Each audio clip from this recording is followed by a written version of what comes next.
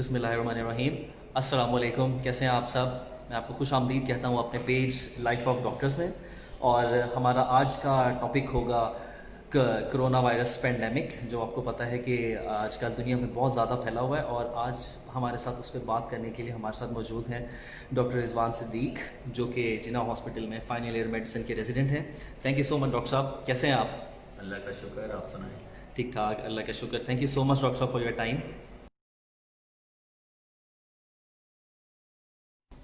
अच्छा डॉक्टर साहब, सबसे पहले तो आप हमें बताएं कि ये कोरोना वायरस है क्या, कोई इसके बारे में हमें मालूमात दें। जी, दरअसल कोरोना एक लार्ज ग्रुप ऑफ फैमिली है वायरसेस की। उसकी जो रीसेंट जो वायरस की फैमिली है, ये इंसानों और जानवरों में रेस्पिरेटरी इन्फेक्शन कराता है। उसमें जो रीसेंट वायरस अभी डिस्कवर हुआ है, जिसका नाम आपको भी पता है, कोविड-19, जिसने पेंडेमिक फैलाई हुई पूरी दुनिया में, तो वो कर रहा है कॉज ये बीमारी डेडली, जो कि जिसकी वजह से हम सब बड़े तंग हैं। अच्छा डॉक्टर साहब, आप इसकी कुछ अलामात के बारे में हमें गाइड करें कि कोरोना वायरस अगर किसी को हो जाए तो उसकी क्या क्या अलामात उस मरीज़ पे ज़ाहिर हो सकती हैं। देखिए, मोस्ट कॉमनली तो बुखार का हो जाना, खुश्क खांसी और कमज़ोरी, ये सबसे कॉमन अलामात हैं। लेकिन इसके अलावा जो हम देख रहे हैं, जिसम में बहुत ज़्यादा दर्दें होती हैं, ज़ुबान का जायके का चला जाना, सूंघने की हिस्स का चले जाना, डायरिया हो जाना, सांस की दुश्वारी हो जाना, जैसे सांस बहुत ज़्यादा फूलता है जब ऑक्सीजन सेचुरेशन कम हो जाती है। इसके अलावा हाथों और पाँव की उंगलियों का नीलापन ज़्यादा हो जाना, क्योंकि ऑक्सीजन जो पेरिफेरी में नहीं पहुंच रही होती, तो उस वजह से ब्लूइश डिस्कलरेशन हो जाती है। अच्छा, सांस का जो दुश्वारी का मसला होता है ना, वो हर मरीज़ में नहीं होता। 5 अगर लोग इफेक्ट हैं, उनमें से एक मरीज़ को होगा, यानी कि हर 5 में से एक बंदे को सांस का मसला होगा। ठीक। और बताएं कि कौन से पेशेंट्स ज़्यादातर रिस्क पे हैं। देखिए, इस पे तो हम सब ही हैं, किसी को भी हो सकता है, इसलिए हम सबको एहतियात करनी चाहिए। लेकिन वो वाले मरीज़ जो ऑलरेडी इम्यूनो कम्प्रोमाइज हैं, या जिनको बीमारियाँ जैसे शुगर हो गई, ब्लड प्रेशर हो गया, इस्केमिक हार्ट डिजीज़ हो गई, या कोई और ऑटोइम्यून डिसऑर्डर जिसकी वजह से उसका मुदाफ़ती निज़ाम फुल कैपेसिटी में काम नहीं कर रहा, तो वो लोगों में ज़्यादा रिस्क है कि वो वायरस को जल्दी लेंगे, उनमें रेप्लिकेशन बढ़ेगी और वो डेडली हो सकती है। तो उन लोगों को ज़्यादा इसलिए हम कहते हैं कि बचाएँ, लेकिन सबको बचने की ज़रूरत है।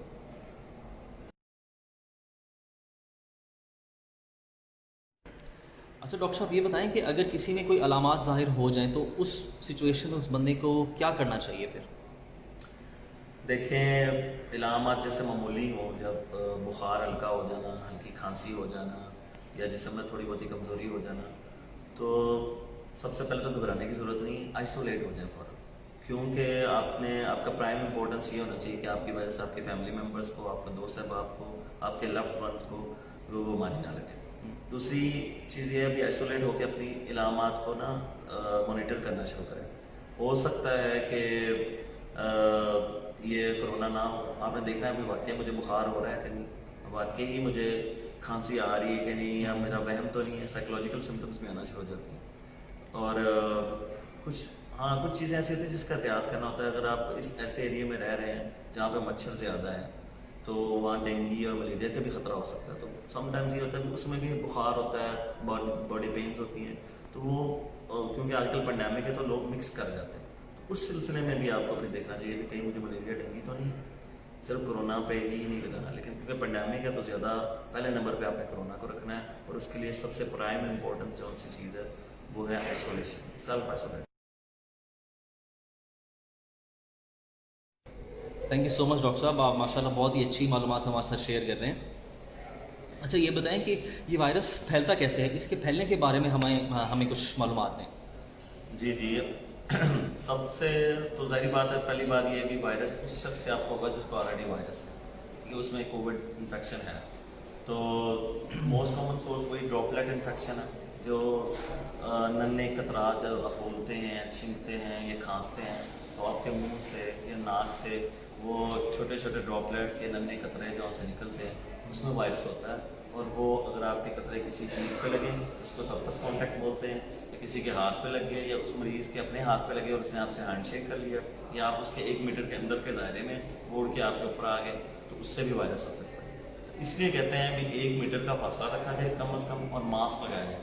अगर जिसको वायरस उसने भी मास्क लगाया हुआ है, जिसको वायरस नहीं है उसने भी मास्क लगाया हुआ है, और वो दोनों 1 मीटर के फासले पर हैं, तो कुछ भी नहीं होगा। और इवन अगर उन्होंने हैंड भी शेक कर लिया और जिसको वायरस नहीं है उसने अपने हाथ धो लिए अपने नाक और मुंह को लगाने से पहले, तो उसको वायरस नहीं होगा। तो इसलिए हमें सिर्फ एहतियात करने की ज़रूरत है, डरने की ज़रूरत।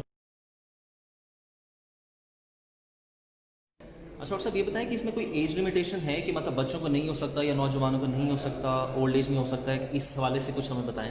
जी नहीं, ऐसी कोई बात नहीं, किसी को भी हो सकता है, कोई एज लिमिट नहीं है, हर बंदा एट रिस्क है।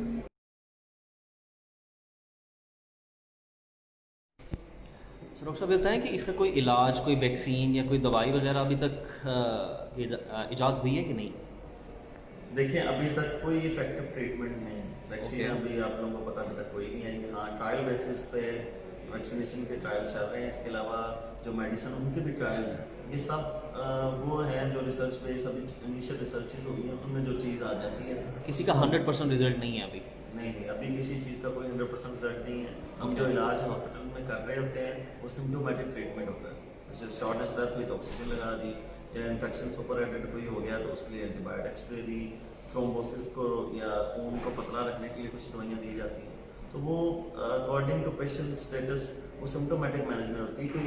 कोई ऐसी एंटीवायरल ड्रग या वैक्सीन अभी तक नहीं है जिससे ये 100% क्योर हो। अगर मैं घर में हूँ डॉक्टर साहब ये बताएं तो क्या सेल्फ मेडिकेशन करनी चाहिए, मतलब कोई मेडिसिन मुझे खुद से लेनी चाहिए या नहीं? Very good question. बिल्कुल नहीं, सेल्फ मेडिकेशन नहीं करनी है। आप अपने हल्का अहबाब में किसी डॉक्टर या मेडिकल फील्ड से रिलेटेड बंदे से लाजमी पूछें। वो जो दवाइयाँ आपको बताएं, वो जो आजकल सोशल मीडिया पे बहुत सारे मैसेज चल रहे हैं जिसमें 10-20 किस्म की दवाइयाँ होती हैं और 50 किस्म के घरेलू टोटके होते हैं, उसका कोई फ़ायदा नहीं। उन सब चीज़ों से गुरेज करें और कोशिश करें कि आप ऑथेंटिक किसी मेडिकल डॉक्टर से ही पूछें कि मुझे क्या करना चाहिए।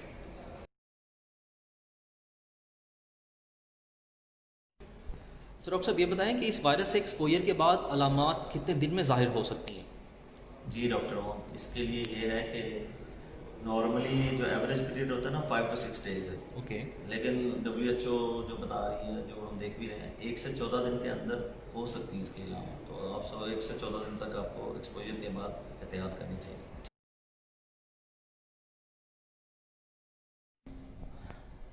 अच्छा डॉक्टर साहब ये बताएं कि जब से ये वबा शुरू हुई है लोगों के जहन में कुछ बहुत ही ज़्यादा मिसकंसेप्शंस हैं, कुछ मिथ्स हैं, लोगों के जहन में बहुत ही गलत ख्यालात हैं इस वायरस को लेकर, हेल्थ प्रोफेशनल्स के बारे में लेकर। उसके बारे में कुछ हमें क्लियर करें, उसके बारे में हमें कुछ गाइडेंस दें। जी डॉक्टर मोहन, आपको पता ही है कि आप भी डॉक्टर हैं माशाल्लाह, और ड्यूटी कर रहे हैं कोविड में।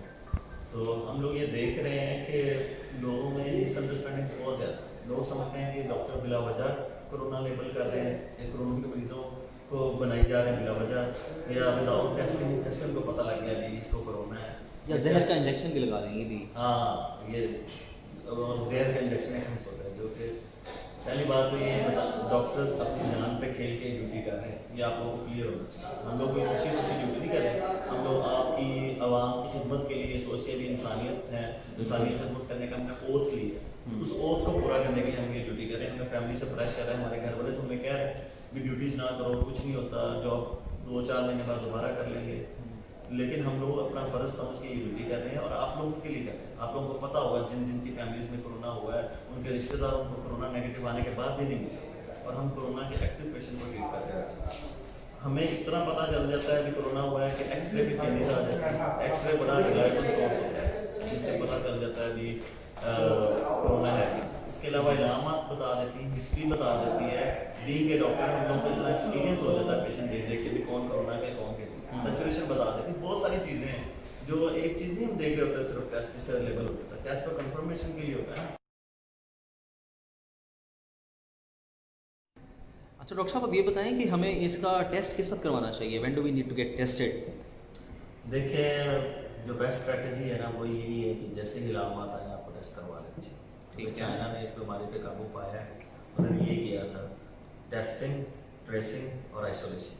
टेस्ट करते थे, ट्रेस करते थे उसके कॉन्टेक्ट्स को और सबको आइसोलेट करते जाते थे। ओके। तो यही बेस्ट स्ट्रेटजी है। और इधर जब तक वो नहीं आएगी तो जल्दी नहीं होगा, इसलिए हम लोग डिले हो रहे हैं क्योंकि हमारे पास उतने रिसोर्सेज नहीं हैं ओके। और उतनी फैसिलिटीज़ नहीं है कि हम ये सब कुछ कर सकें। لیکن آپ لوگوں کو چاہیے کہ اپنا ٹیسٹ کرا لیں اور فوراً آئسولیٹ ہو جائیں. اگر مائلڈ علامات آ رہی ہیں اور آپ کو بھی شک ہے تو پھر آپ ویٹ کر سکتے ہیں. اگر ٹھیک ہے. وہ بڑھتی نہیں علامات اور ایگریویٹ نہیں ہوتی تو پھر ویسے ہی اگر آپ آئسولیٹ ہو جاتے ہیں 14 دن کے لیے تو پھر ٹیسٹ کرانے کی ضرورت نہیں ہے. اللہ ٹھیک ہے. خیر کرے. اچھا ڈاکٹر رضوان, مجھے لگتا ہے کہ جو امپورٹنٹ کویشچن ہے جو ہمیں اس وقت ایڈریس کرنا چاہیے وہ ہے ریگارڈنگ پریگننٹ فیمیلس. تو ان حاملہ عورتوں کی کیئر کے حوالے سے ہمیں کچھ گائیڈ کریں. دیکھ لیں, یہ بڑا اچھا سوال ہے.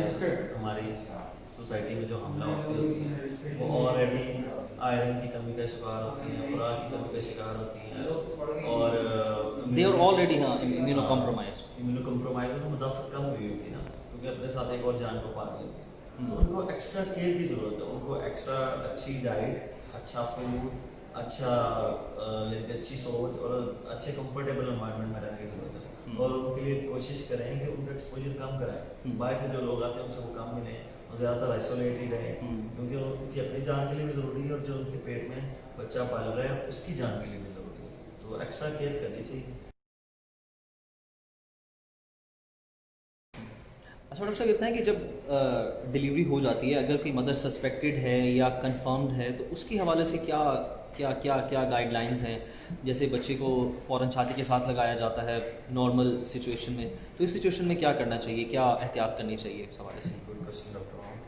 اس کے لیے یہ ہے کہ ماں اگر پراپر پروٹیکٹیو کیئر, اگر ماں کنفرم یا سسپیکٹڈ ہے تو وہ اپنی پوری پروٹیکشن لے کے بچے کو اپنا دودھ پلا سکتی ہے. ماں کے دودھ سے بچے میں وائرس ٹرانسفر نہیں ہوگا. ہاں باقی چیزوں سے ہو سکتا ہے, وہی ڈراپلیٹ انفیکشن. اگر ماں بچے کے اوپر کھانس رہی ہے, ماسک نہیں یوز کر رہی یا اس کے ہاتھ کو لگا ہوا وہ ہاتھ بچے کو لگائے گی تو اس سے وائرس ہو جائے گا بچے کو, لیکن دودھ پلانے سے نہیں ہوگا. اگر آپ پراپر پوری کیئر لے کے کر سکتے ہیں. اور اگر نیو بورن بیبی پیدا ہوا ہے تو اس کے لیے ہم اسکن ٹو اسکن کانٹیکٹ, ہماری جو لیبر روم میں ڈاکٹرز ہوتی ہیں گائنی کی تو وہ کرتی ہیں. ضروری ہوتا ہے بچے کے لیے اور ماں کے لیے ایموشنل بانڈنگ کے لیے, بچے کا ٹمپریچر مینٹین کرنے کے لیے.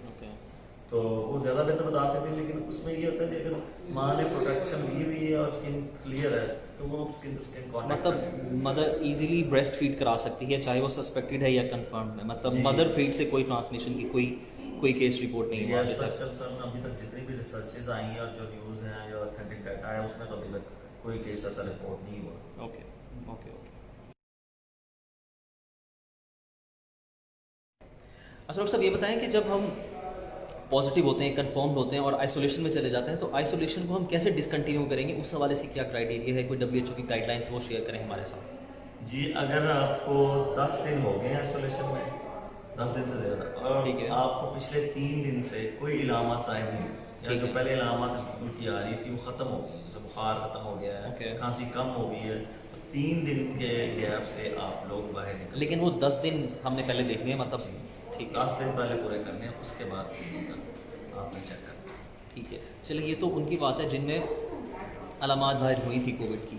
ایسے مریض جن کا ٹیسٹ پازیٹیو تھا لیکن کوئی علامات ظاہر نہیں ہوئی, ان کے حوالے سے کیا کرائیٹیریا ہے. جی اگر آپ کا کنفرم ٹیسٹ آ گیا اور آپ نے کوئی علامات نہیں ہے تو پھر بھی آپ نے آئسولیشن میں رہنا ہے 10 دن تک. ٹھیک ہے. 10 دن سے پہلے پھر بھی آپ نہیں نکل سکتے, اور اس میں پھر آپ نے مانیٹر کرنا ہے کوئی علامات ظاہر ہو. اوکے. تو مطلب ہم بیسکلی کلینکل اسیسمنٹ پہ زیادہ جانا ہے. اور جی ضروری نہیں ہے کیونکہ ہم نے یہ چیزیں دیکھنی ہیں کہ وائرس تو خود ریپلیکیٹ ہو رہا ہے, اس کے بعد اس کی بریک ڈاؤن میں سیلف ڈسٹرکشن ہی ہو رہی ہے نا. افیکٹو ٹریٹمنٹ تو نہیں ہم لے رہے, وہ ٹائم دینا ہے. اگر اس میں وہ کوئی بغیر کوئی کمپلیکیشن کیے ہوئے نکل رہا ہے تو نکل لیں گے. ٹھیک ہے. دوسرا میں آپ کو یہ بتاؤں کہ جو پیشنٹ آلریڈی کمپرومائز ہیں, جیسے کہ جن کو شوگر ہے یا کوئی اور ایسی آٹومیون ڈس آرڈر چل رہی ہے, جیل میں رہتے ہیں, کراؤڈڈ جگہوں پہ لوگ رہ رہے ہیں, یا ایسی کالونی یا سوسائٹیاں یا اندرون لاہور جیسے ہمارا یا کنسنٹریٹڈ پلیسز ہیں, یا ہمارے ہیلتھ آفیشیلس جو کہ ڈائریکٹلی کانٹیکٹ ہے ہائی رسک پہ, تو ان کو اپنے 14 دن پورے کرنے چاہیے. اور پھر 2 کنزیکٹیو ٹیسٹ نیگیٹو آنے چاہیے. مثلا ایک ٹیسٹ کروایا وہ نیگیٹو آ گیا تو اس کے بعد 24 گھنٹے کے بعد ایک اور ٹیسٹ آنا چاہیے, وہ بھی نیگیٹو آ جائے. 2 نیگیٹو ٹیسٹ آئیں گے تو یہ والا گروپ جو میں نے بتایا میرا کمپرومائز یا ایٹ رسک ہے, ان کو 2 ٹیسٹ نیگیٹو ہونے کا ویٹ کرنا ہے, پھر انہوں نے باہر آنا ہے. اس کے علاوہ نہیں آنا.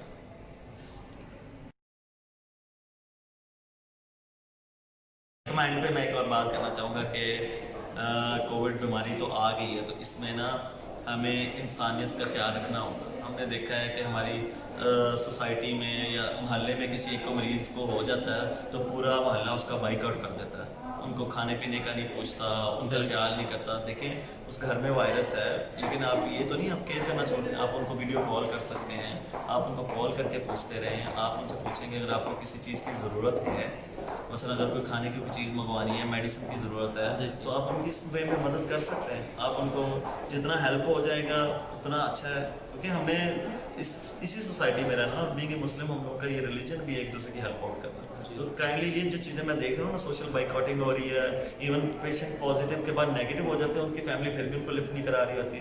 بھائی نیگیٹو آنے کے بعد اس وائرس کا کوئی خطرہ نہیں ہوتا پھیلانے کا.